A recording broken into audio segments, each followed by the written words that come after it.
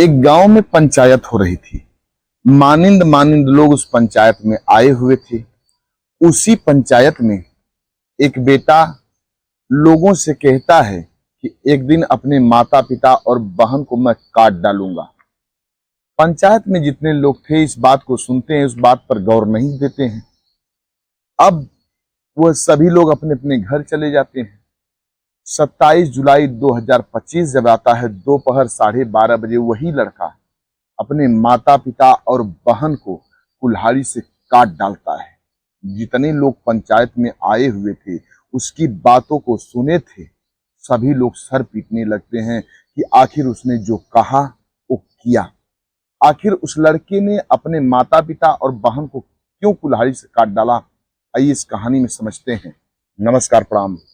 हम अजीत यादव उर्फ शेरा भाई, हमारे इस चैनल में आप सबका बहुत बहुत स्वागत है।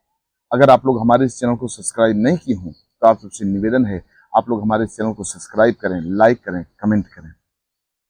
इस सच्ची घटना गाजीपुर के शहर कोतवाली क्षेत्र के बिलिया गांव की है। यहीं के रहने वाले शिवराम यादव, जिनकी उम्र 65 वर्ष के करीब बताई गई, मां जमुनी देवी, जिनकी उम्र 60 वर्ष के करीब बताई गई। इन दोनों दंपत्ति के बीच में एक बेटा और एक बेटी थी। बेटे का नाम अभय यादव उर्फ भुट्टन था और जो बेटी थी उसका नाम कुसुम था। बेटे की उम्र लगभग 40 वर्ष के करीब और बेटी की उम्र 38 वर्ष के करीब होती है। अब परिवार बड़ा हंसी खुशी से चल रहा था। शिवराम जी अपने बेटे की शादी करते हैं। बहू मुन्नी देवी घर में आती है। धीरे धीरे समय व्यतीत होता है। मुन्नी 2 बच्चों को जन्म देती है। इधर बेटी कुसुम की शादी जब करते हैं शिवराम यादव, तो शादी जब होती है कुछ ही दिन बाद जिस घर में गई थी, दूल्हे से उसके परिवार वालों से कुछ अनबन होती है, वहां से छुट्टा छुट्टी हो जाता है। अब कुसुम अपने मायके चली आती है, माता पिता के पास। फिर उसके माता पिता दूसरी शादी करते हैं। जब दूसरी शादी करते हैं, कुसुम वहां भी उसके परिवार वालों से, पति से अनबन होने लगती है।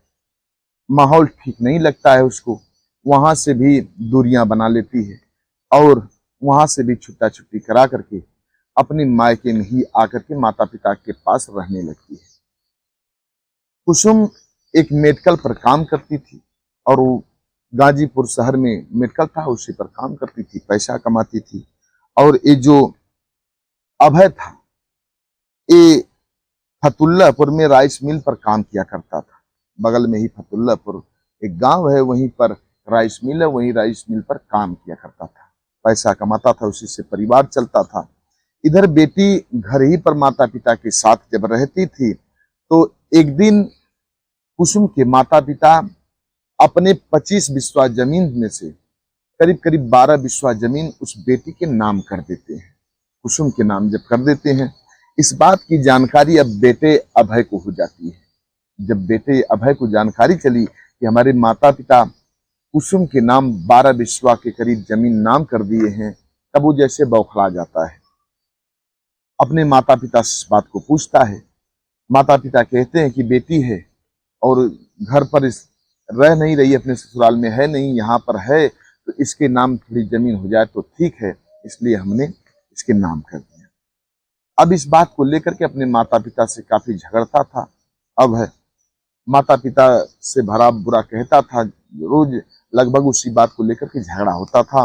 एक रोज अभय गांव के मानिंद मानिंद लोगों को और रिश्तेदारों को बुला करके पंचायत करता है।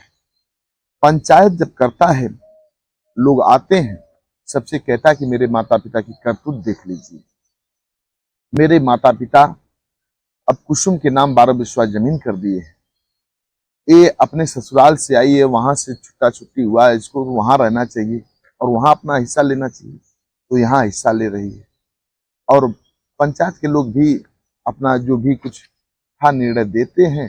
फिर इसके बाद लोग उठ करके जाने की कोशिश करते हैं। तभी अभय क्रोध से आग बबूला हो उठता है और लोगों के सामने कहता है कि एक दिन मैं अपने माता पिता और बहन को काट डालूंगा।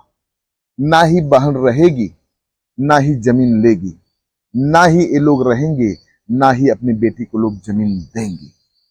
जब इतनी बात गांव के लोग सुनते हैं, पंचायत में जितने लोग आए थे, रिश्तेदार आए थे, उसके बातों पर ज्यादा गौर लोग नहीं देते हैं।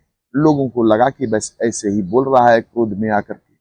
लोग अपने अपने घर चले जाते हैं, पंचायत खत्म हो जाती है।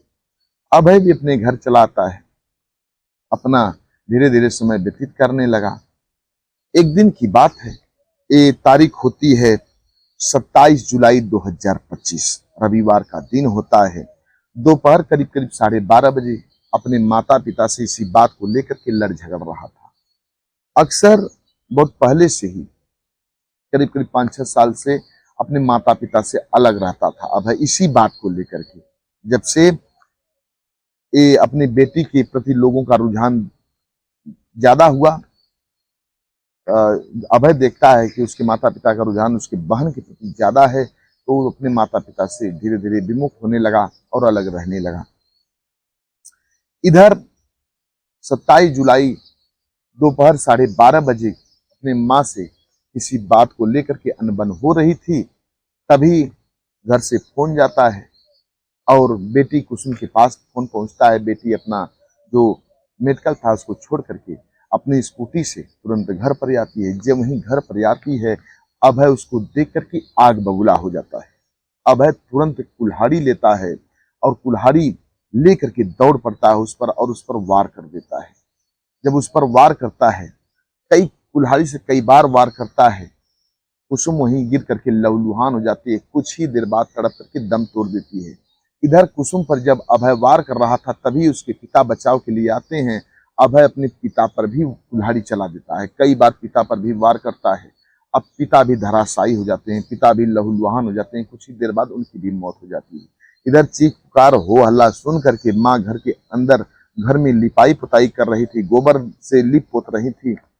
तभी शोरगुल सुन करके बाहर भागती हुई आती हैं। जब वहीं बाहर आती हैं, तो वहीं अभय माँ पर भी वार कर देता है और माँ को भी कुल्हाड़ी से काट डालता है।